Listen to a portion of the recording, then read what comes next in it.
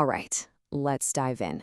Today, we are pulling back the curtain on something you use every single day: digital apps. We're going to see how they go from just a little spark of an idea to a fully formed plan, step by step.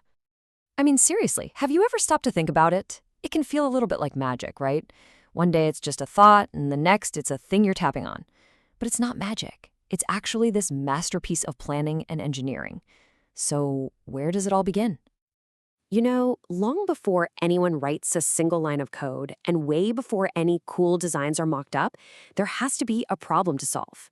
Think of a software developer kind of like an architect. An architect doesn't just start throwing up walls, right? They need a request from a client. In the tech world, that request, that's the challenge.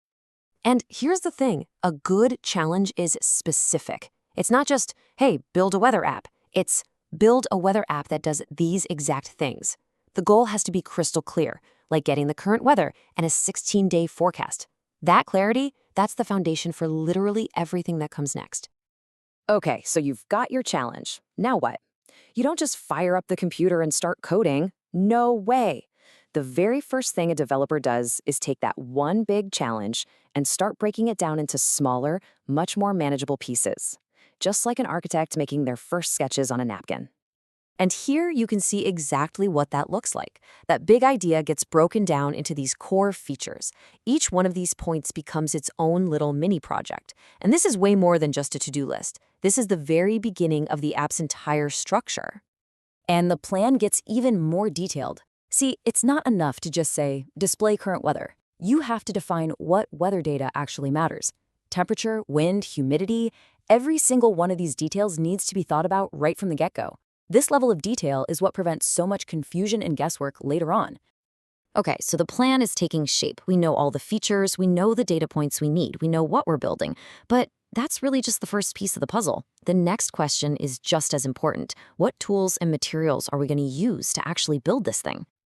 Let's go back to our house analogy for a second. To build a house, you need materials, right? Wood, bricks, concrete. Well, in the software world, that collection of tools and technologies you use to build an app is called your tech stack. And pretty much every tech stack is split into two main parts. You've got the front end. That's everything you, the user, can see and touch. The layout, the buttons, the colors. It's like the living room of the app. And then you have the back end. That's the hidden engine that makes everything work. The servers, the databases, all the logic. It's the plumbing and electricity hidden behind the walls. And this is a fantastic example of what a professional tech stack might look like. You can see the specific choices for each part of the app. For the front end, maybe something like Tailwind CSS for the styling. For that back-end engine, Node.js and Express. And for the database, where all the info is stored, you might use MongoDB or MySQL. These are the specific materials chosen for this specific job. So, we have our plan and we have our materials. But a house also needs to look good and be easy to live in, doesn't it? An app is exactly the same. It has to be functional, for sure, but it also has to feel intuitive and look good, and that's where design comes in. And great design is always intentional. This isn't just about picking some pretty colors. Notice how each one here has a specific job. Ivory for the background, so it's clean and easy on the eyes. Gold for the buttons and highlights, to draw your attention where it needs to go.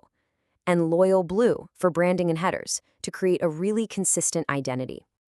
And it goes way beyond color. The plan defines the core design rules for the entire visual experience. Things like using rounded corners to make it feel modern and friendly, or using minimal text to avoid a cluttered look. This is how you create a professional and cohesive feel.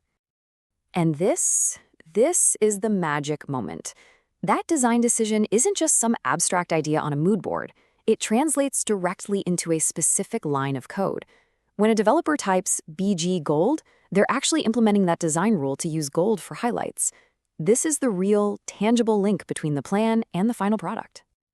So we've broken down the problem, we've picked our tools, we've designed the whole look and feel.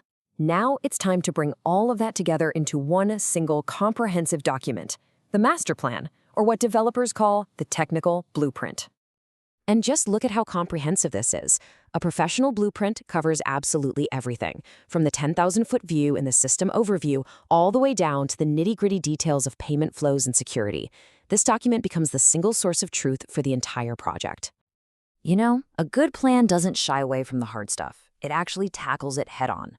Really complex interactions, like how to handle payments, are thought through and mapped out long before anyone even thinks about starting development. This detailed flow, for example, shows exactly how a payment works step by step. This isn't guesswork. It's like a carefully choreographed dance between the user, the app, and the payment company. Planning this all out in advance saves an unbelievable amount of time and prevents critical mistakes down the line.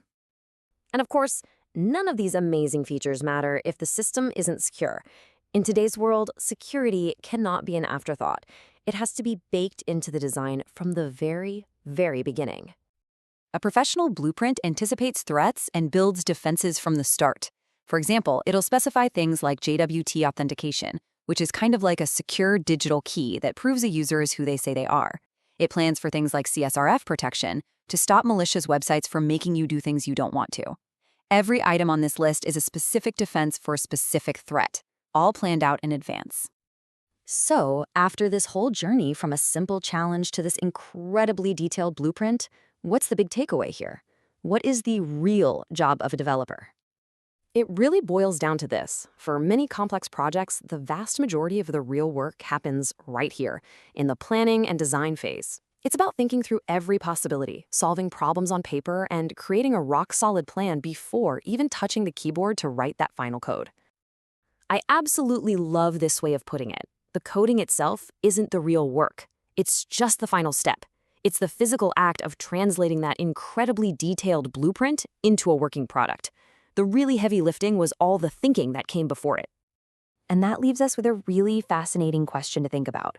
What truly brings an app to life?